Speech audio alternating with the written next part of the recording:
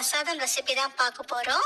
வாயில வச்சா கரையிற மாதிரி நெய் கற்பூர மணத்தோடு ஸ்ரீரங்கத்து பெருமாள் கோவில் பிரசாதம் ஜீரா எப்படி செய்யலான்னு இன்னைக்கு நம்ம பார்க்கலாம். முதல்ல ஒரு பேன்ல ஒரு 3 டேபிள் ஸ்பூன் நெய் எடுத்துக்கங்க.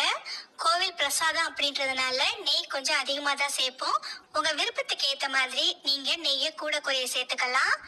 இப்போ இது லேசா சூடானதும் இதுல ஒரு சின்ன கப் அளவுக்கு ரவை எடுத்துக்கங்க. நான் இன்னைக்கு அரை கப் அளவுள்ள மெஷர்மெண்ட் கப்ல ரவை எடுத்திருக்கேன்.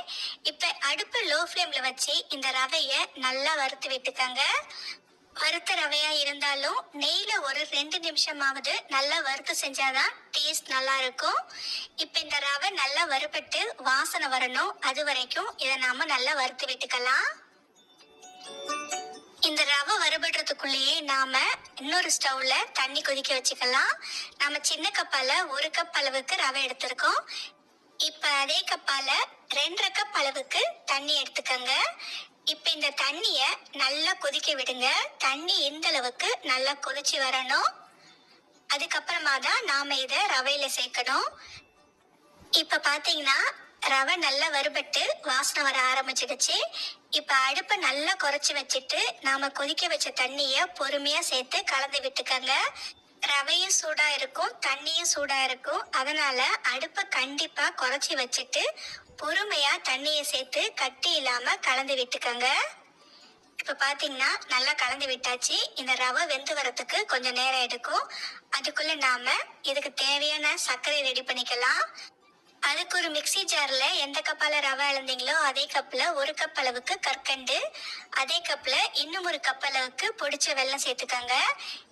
இப்ப இது ரெண்டையும் சேர்த்து இந்த மாதிரி அரைச்சு எடுத்துட்டு வந்துடுங்க. ரொம்ப பவுடர் அரைக்க வேணாம், கொஞ்சம் கொரகொரப்பாவே அரைச்சு எடுத்துக்கங்க. இந்த மாதிரி அரைக்கும் போது நமக்கு சட்டுன்னு கரைஞ்சி வந்துடும். அதுக்காகத்தான். இப்ப பாத்தீங்கன்னா ரவை நல்லா தண்ணியெல்லாம் குறைஞ்சி வெந்து வந்துடுச்சு. அடுத்து இதுல நாம பொடிச்சு வச்ச வெல்லத்தையும் கற்கண்டையும் சேர்த்துக்கலாம். வெல்லம் சர்க்கரையை சேர்த்து கட்டி இல்லாம கலந்து விட்டுக்கங்க. நாம பொடிச்சு வச்சிருக்கிறதுனால நமக்கு சட்டுன்னு கரைஞ்சி வந்துடும்.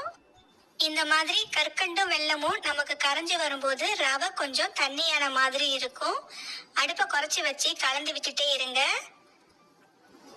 கொஞ்ச நேரத்திலேயே திரும்பவும் ரவை கெட்டிப்பட ஆரம்பிக்கும்.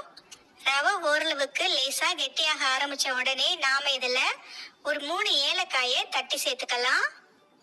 ஒரு கடுகளவு பச்சை கற்பூரம் சேர்த்துக்கலாம். கோவில் பிரசாதம் அப்படின்றதுனால பச்சை கற்பூரம் சேர்க்கிறோம். வேண்டாம்னா ஸ்கிப் பண்ணிடலாம். இந்த பிரசாதத்துக்கு முந்திரி திராட்சை சேர்க்க மாட்டாங்க. ஆனா உங்களுக்கு தேவைன்னா நீங்க சேர்த்துக்கங்க. கடைசியா ஒரே ஒரு ஸ்பூன் நெய் சேர்த்து ஒரு முறை கலந்து விட்டா கற்பூர நெய் மணத்தோட மணக்க மணக்க பெருமாள் கோவில் பிரசாதம்